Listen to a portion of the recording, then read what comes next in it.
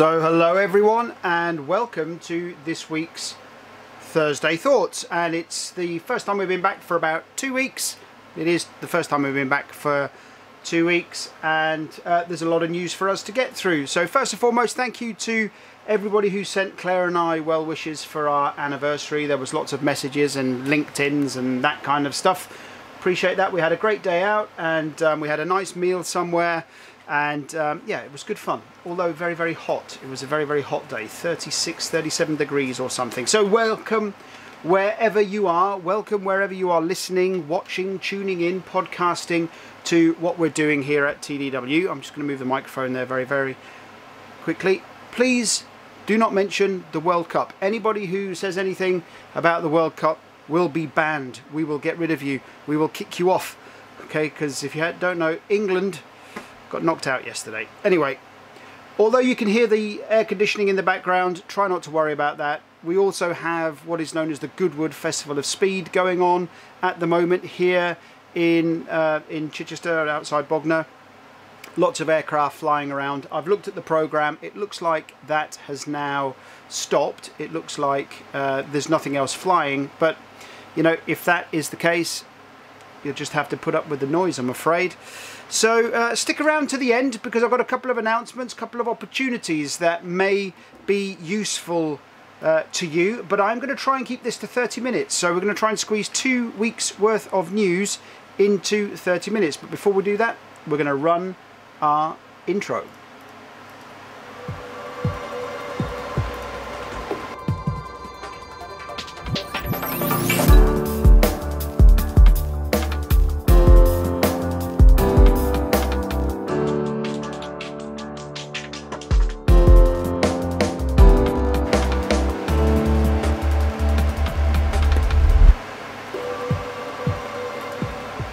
So hi everyone, yeah, I hope you enjoyed the intro. We're actually going to change the intro. We've got some ideas on what we want to do with that. So we might be doing something new. I understand that our website might not be running at the moment. So if not, then we'll put up a recording of this. There's nothing more I can do about it. Unfortunately, sometimes the software that we use seems to have a problem. And it seems to be at 5 o'clock every Thursday it has a problem. So if it doesn't catch up soon, then, you know, like I said, I'm recording it, so we will make sure that this goes out to everybody if indeed we need to do that. So nothing I can do. So we are going to clear that layer, and we're going to go through all of the news, and I'm actually getting messages saying we are live on the website. So hopefully we are live on the website. Okay, thank you very much for those of you sending the messages in. So we're going to go through the news. I've had to concatenate about 2 weeks worth of news down into some stuff that I think is interesting, stuff that I think could affect us, may affect us, is interesting in terms of information and the development. So we're going to go through our normal industry news. Then I'm going to go again. We've left all the technology stuff till a later date. We're going to do a full-on technology kind of podcast type thing, which I know a lot of you are waiting for. We are going to do that. And so this one, I mentioned the new European copyright rules that are going to be coming our way. It seems that actually all those organisations that were lobbying the European Union seem to have actually managed to kibosh it for now. It's been kicked out of the European courts by saying no, it's not something we can do. And I understand it's going to be debated again in September. So it just doesn't make sense to me. How, if you posted something to LinkedIn and I shared it, how does that affect this new copyright ruling? You know, that what they're saying is that technology companies like LinkedIn and Facebook and Twitter and all this stuff are going to have intelligence in their software to stop people posting copyright data. Now, of course, they do that already with music. If we posted something a couple of weeks ago and completely inadvertently we breached a copyright rule, and, you know, we put up the German national anthem and we got what is known as a YouTube strike, saying, you know, you're using something that's copyright, you can't do this, you know. So anyway, it's been thrown out, and hopefully it will continue to get thrown out. This one, Alfresco. If you don't know what Alfresco is, it's an open source kind of content management system used a lot in the DITA sector, and what I found super interesting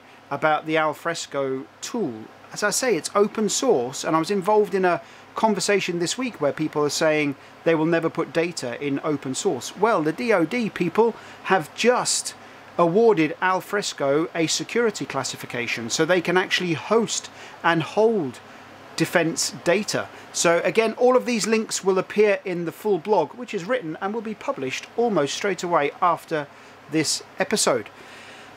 Honeywell, if you are a Honeywell customer, they have announced a new customer B2B portal, they're calling it, where you can go in and you can order your technical publications, you can go and order your spares, you can get in touch with Honeywell direct. Now, this is something that I know Honeywell have done for a very long time, and they've been one of the leaders in this, in terms of giving customers access to this kind of capability from Honeywell. But they've announced a new website, a new redesign. I've had a look at it.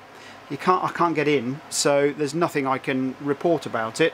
But if you want to have a look at it, just Google Honeywell Technical Publications and it will take you there. Or if you want to read the article, just go down below and click on the link. So Airbus are already planning the F-35 replacement. Can you believe it? The UK, we took delivery of them, what, 2 weeks ago?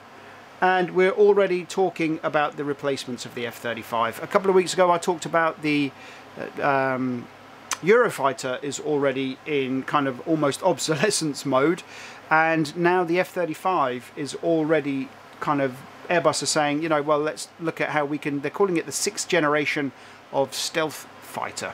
So watch that with open eyes. So this one I wanted to talk about because BAE System we're going to talk about a couple of times in this particular episode, but the howitzer production has kind of hit a bit of a problem. And I had a meeting last week with Peter Studdard, and as you know, if you've been watching these episodes regularly, Peter is going to be presenting some ILS-based supportability base kind of presentations at TDW Live this year, and we've got a pretty interesting joint presentation that we're going to put together for day 3, which is the military day, on supportability and reliability. And we're going to actually pull on some industry examples of where supportability is, should we say, having a problem, and you know, probably down to bad ILS processes. Anyway, this particular program is calling out supportability issues,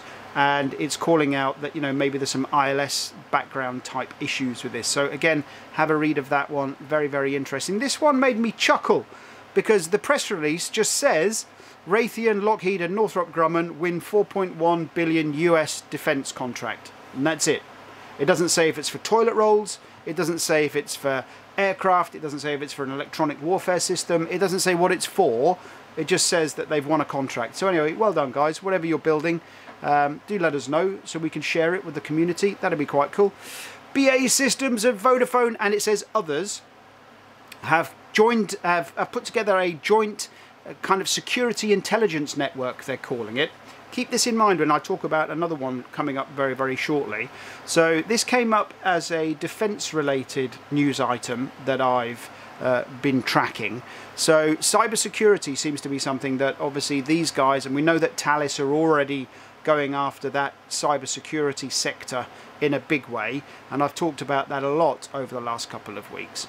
So keep an eye on that. Rolls-Royce, another win. It's in the US though, this time 420 million US defense contract for some engine related work. So congratulations to the Rolls-Royce guys. I know that some of you do watch this and watch the recordings of this, so congratulations. I'm not sure it's going to affect anybody in the UK, but certainly it will affect you guys over in the States. Now this is the one that I wanted you to keep in mind. So BAE Systems have come up and said cyber attacks should be treated like aircraft accidents. So what they're saying is if somebody experiences a cyber attack, then someone like the Aircraft Accident Investigation Board should be called in, and an investigation should be carried out, and, you know, action should be taken. Now, reading the full article, I think what they're trying to get at, not being, you know, kind of suspicious about the fact that they've just announced this JV with all of these organisations, is that what they're saying is they want data handlers to actually take responsibility for the information, and they want you and they want all of these operators to take cybersecurity seriously. So that's kind of what they're calling for. They're calling for that it's treated as an airline accident. And you know, if anybody's been involved in that stuff, it can go on and on, Ariston. So Kongsberg Defence, haven't been to Norway in a very long time. I went to Kongsberg Defence probably, I can't remember, early 2000s maybe, I don't know. I went over to Kongsberg and met with Toralf at then Carina, now Flatirons, and next door was Kongsberg Defence, a very beautiful part of the world. Anyway, I digress. You guys have won a new contract for the Harpoon anti-ship missiles, so congratulations, and I'm sure that that will reap some rewards. This one is a two kind of pronged story. If you haven't heard already, BAE Systems have won the C5000 program for the Australian frigates. Now in the UK it's being, by lots of people, it's being positioned as a, should we say, a win for Brexit, a win for export. And actually when you read between the actual lines of the contract itself, it would seem that actually the majority of the work is going to happen in Australia. All the building is going to happen in Australia, all of the resourcing is going to happen in Australia. What they have said is that there will be, likely to be, a services requirement from those that are already involved in this program in the UK to deliver services to this program for the Australians. Now what they're also saying is that this is likely now going to open the door for Canada to buy this ship as well, because Canada's looking for, I read something like 48 frigates they're looking for, and they are looking to purchase this ship as well. Now this article itself is actually a bit of BAE Systems chest banging, saying these are the reasons that we want it. So a bit of sales marketing, kind of bit of PR, never hurt anybody. So go and have a read of that. Very, very interesting. So this Brexit battle keeps going on. So Britain and Sweden are now saying that they are looking to partner on the next generations of fighter. So if you remember on the last Thursday Thoughts, this is episode 15 already. Can you believe that? On the last Thursday Thoughts, I talked about how France and Germany were going to come together to develop the Eurofighter replacement. Well, not to be outdone, the UK and Sweden have said, well, maybe we come together and we develop something as well to replace this. So I think these kind of little tit-for-tat announcements and battles are going to go on for a very long time.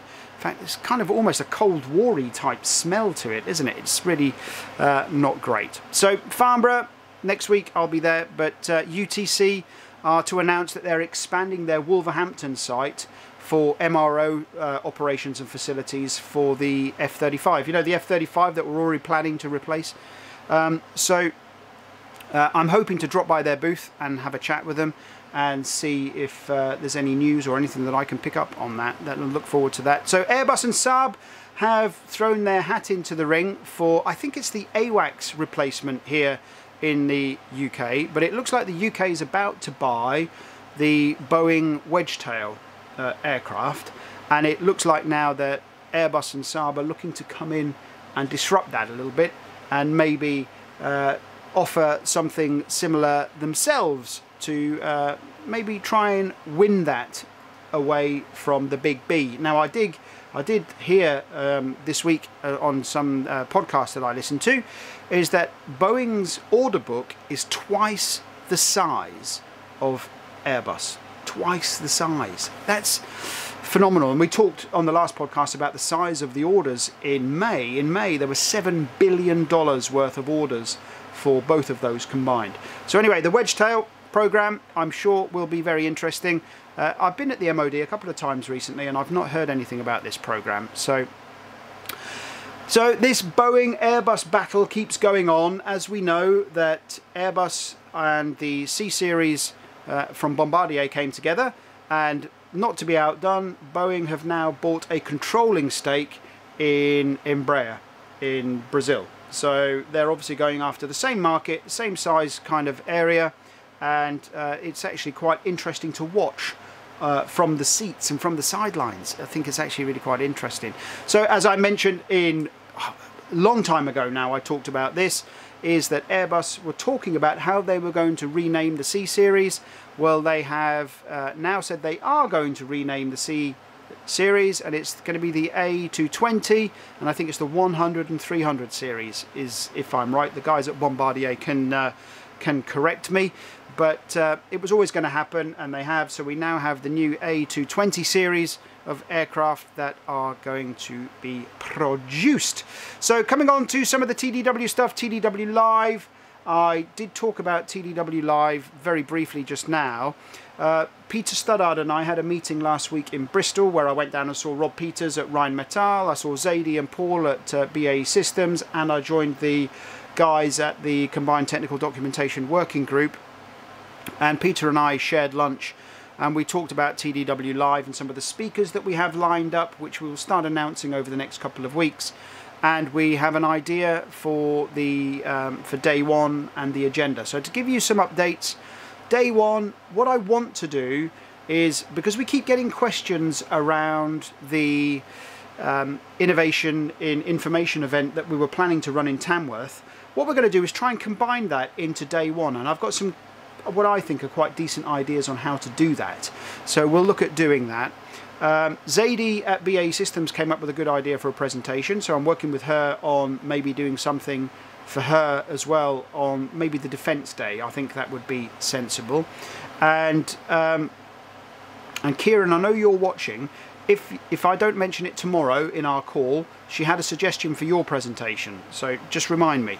And so we've got lots of good stuff coming on. We've got some good keynotes lined up, and registrations are coming in, so really pleased with that, really looking forward to it.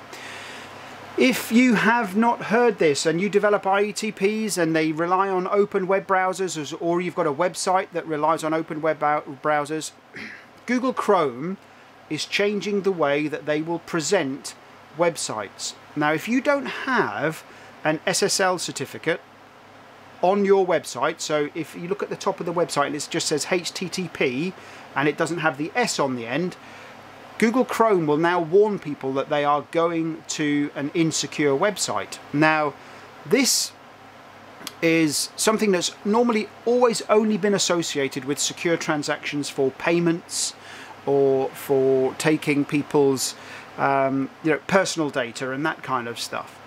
What Google has said now is, no, is if your website's insecure, it's insecure, and we're going to warn people. So to that end, all of our websites are HTTPS, apart from the main Tech Data World website.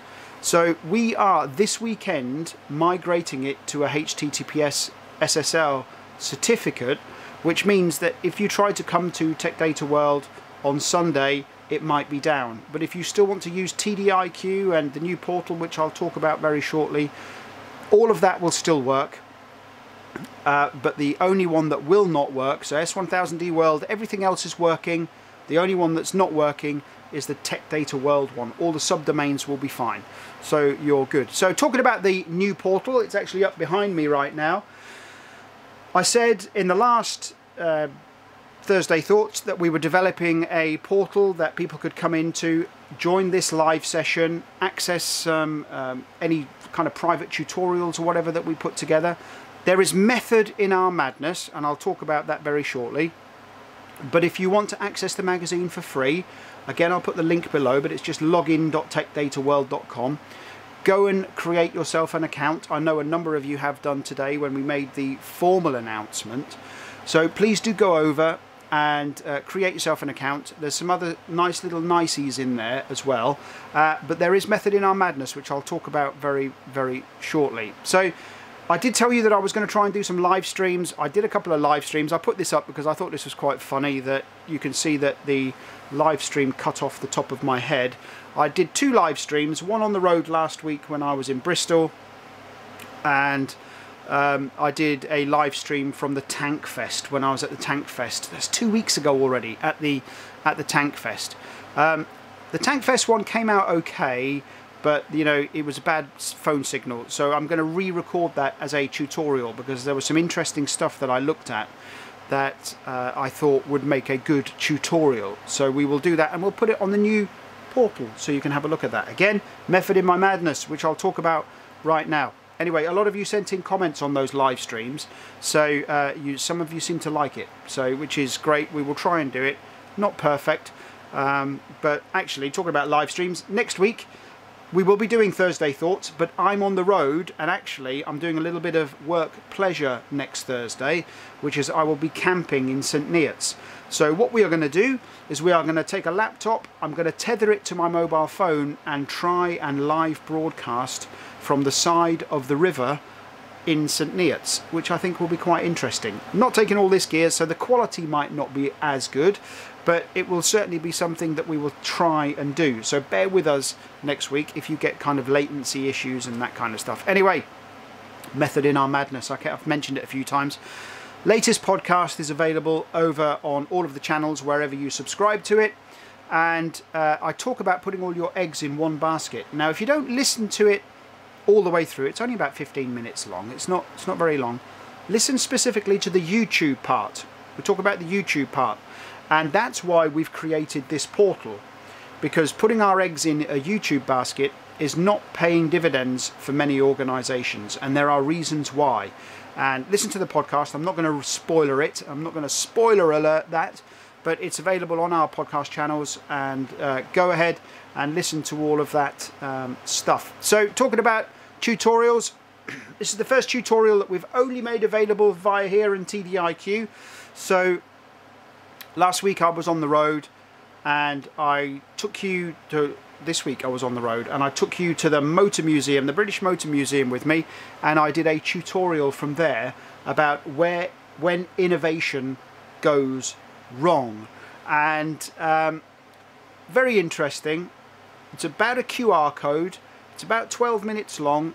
Create an account, go watch it. It's good fun. We put a little bit of thought into this one, and not that we don't put thought into everything we do, but we put a bit of almost creative thought into this one, and I took you around the museum and showed you some fantastic vehicles as well. So yeah, QR codes, and when they go wrong, over there, go and have a watch. It's quite good, even if I say so. So Farnborough Air Show, I'll be there on Wednesday next week. I'm looking at getting there. Actually, I'm getting a crap load of emails from them at the moment. It looks like the shuttle services start at 6. I'm not sure I'm going to get there for 6, but I will certainly be there Wednesday. I plan to be there all day. Next week is going to be a busy week. Tuesday night, Claire and I are off to watch El Divo in concert down at Rowlands Castle. Wednesday I'm at the Farnborough Air Show, and Thursday I'm up camping in St Neots, and hopefully you guys will join me on a live stream from there. So I know that we've already got some meetings lined up. I'm planning on being there all the way until the show closes. So if you want to sit down with me and have a coffee, have a chat, please do. Always happy to have a chat. And I know that I've never done the Farnborough Air Show before, so I'm looking forward to it. But there'll be a load of cameras going with me. You can see all the camera gear there. That'll be going with me, and I'll be taking loads of photos and that kind of stuff. So please do come and say hello if you're there. So the TDW magazine will be going live on Monday. We're doing some minor edits right now for a couple of the articles that are in there. So what kind of stuff is in there? Well, first and foremost, you'll be able to access it through the portal. So it'll be login.techdataworld.com, link down below. And we've got some stuff on my favourite article this quarter is Dr. Grumps and his 10 top gripes with S1000D. It's an anonymous article. He wanted to be kept anonymous, but I think if you read it and you know S1000D and you understand S1000D, you'll know kind of where he's coming from. And I did read it a couple of times, and it made me laugh a couple of times. We've got Kieran's done something on S1000D, Paul Haslam's done something on the S series of specifications again. Peter Stoddard's done something on supportability again, or sustainability, I think, which talks about some real examples of where, you know, ILS processors are failing. Some GDPR stuff in there. And again, free of charge online. You just need to create it. Those of you who get the printed version, it will be coming out to you mid next week, so don't worry about that. So hopefully we are still all good. Yeah, so Claire's just reminded me on Skype. Do you know it's 7 years ago today that we ran our first conference in South Africa? Do you remember that? If I know that some of the South African guys watch this, we ran our first S1000D World Conference in South Africa, and we had 200 people or something in that auditorium at Denel. That's 7 years ago. How time is just winging on by. That was I think our third event. Is that right, Claire? I can't remember. I think it was our third event. We did Dortmund, Hamburg, and South Africa very, very quickly, and South Africa was great fun. And you know what, South Africa, let me know if you think we should be doing it again. Should we do it again? So let's think. I know that you got Denel's got bigger problems than running conferences at the moment, so I saw something today about debt consolidation and all that kind of stuff. So hopefully it's working its way out for you. 7 years. Anyway, let's talk about some of the questions that we had this week. We're just rapidly approaching our time mark here. So I do have 4 questions that I've had. I've got it up on my Mind Manager, so you'll just have to forgive me while I keep turning around. What does TDIQ need to run? Okay, I know that you're looking at buying TDIQ and you're on a secure network, and you asked the question, how, you know, can you run TDIQ? What do you need to run TDIQ? So TDIQ works in 2 planes. Okay, basically it's all web-based, but it's HTML5 video. So if you can run HTML5 video, you're good to go on TDIQ. What you're watching this on, I know you guys watch this on our website. This is HTML5 video, and you know, if you can run HTML5 video, you're in a good place. What we do for some organisations, is we set up a test web page for your IT department to have a play with it to make sure that they can get it to run. So if you need that, let us know, and we can set up a test page so your IT department can do all of the necessary privileges. More help with the CMP. You're trying to understand the S1000D CMP. I've seen the question. It's a good question, and I'm going to try my best to do a tutorial on it. It won't be this week, it won't be next week, for the obvious reasons that I'm out. If it's desperate and you need the answer, let me know, and I will try my best to answer it before I disappear to go and do my kayaking on the river at St. Neots. But I think we need to do some kind of tutorial on TDIQ for that. So TDIQ guys will get that. Can you help us identify a simplified technical English checking tool? I've set up a WebEx for you, and yes, there are. So these are the 2 opportunities that I wanted to talk about first and foremost. Simplified technical English checking tool came into us, and we have set up a WebEx with the supplier that we have suggested you take a look at, and yes, we can help you with that. And the guys at Etaplan are going to give you a web demo of their tool on next week sometime. I can't remember what we set it up for.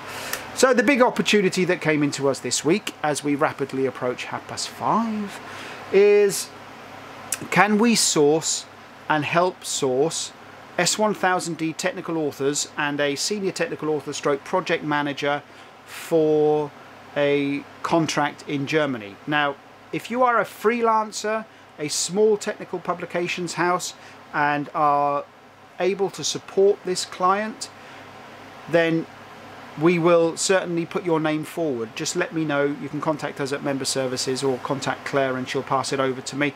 The guy has looked at Tech Data Direct and has looked at some of the skills and availability on Tech Data Direct. Some of this work, as I understand, can be done remotely. It's a new road vehicle, so it's a land system, and it's a military land system, and some of this work can be done remotely. I know I've already sent messages out to some of my technical authoring friends who are interested in freelancing.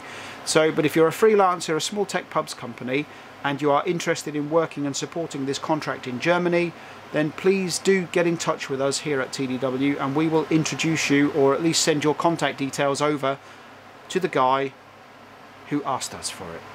So, as we hit 5:30, it's almost like I rehearsed it, right?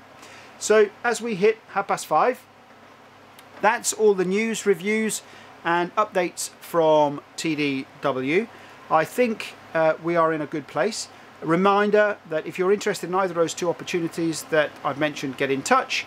I will be doing a live stream next week, Thursday Thoughts, from St Neots, a campsite, so I hope that it'll work. You'll see my army tent. I know that some of you laugh at my army tent, but you'll see my army tent. And I'll tell you next week why I have an army tent. And if you're at Farnborough, come and give me a shout. Be good to see you. Be good to have a coffee. I like it very, very strong. I am a bit of a coffee snob. And we did all of that without mentioning the World Cup. And at that point, we are going to say goodbye, chaps and chapesses, wherever you are in the world. Good night if you are going home. And good luck if you're just starting your day.